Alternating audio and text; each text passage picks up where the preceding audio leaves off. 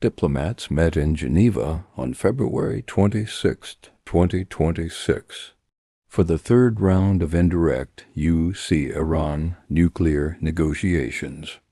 Both sides described the talks as serious and practical, and Oman, the mediator, said progress was made.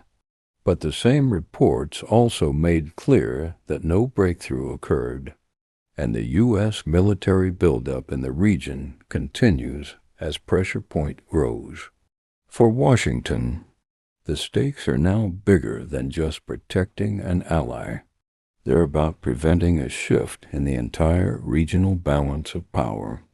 That's the pressure point that has sent Israel's leadership back to Washington again and again in recent months, searching for reassurance as the strategic ground moves beneath their feet. Iran's Foreign Minister Abbas Araghchi said the delegations were close on some issues, and that the proposals exchanged were important. But he also reaffirmed Iran's refusal to negotiate ballistic missiles or abandon enrichment. Meanwhile, U.S. officials warned that Iran's reluctance to discuss missiles is a big problem, and President Trump again stated he will not allow Iran to obtain a nuclear weapon.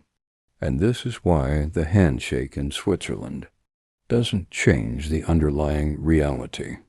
Washington demands zero enrichment, missile limits, and a rollback of Iran's regional reach. Tehran insists its missiles are non-negotiable, and its enrichment will never return to zero.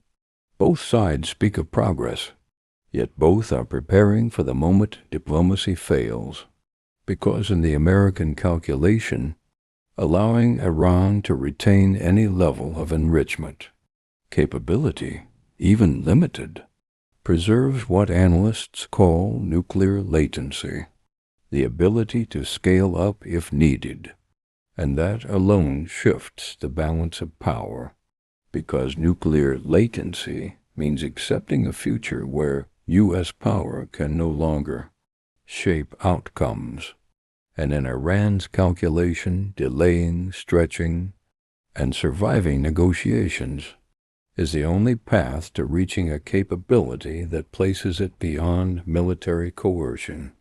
And because of this simple strategic understanding, one side racing to prevent, the other racing to outlast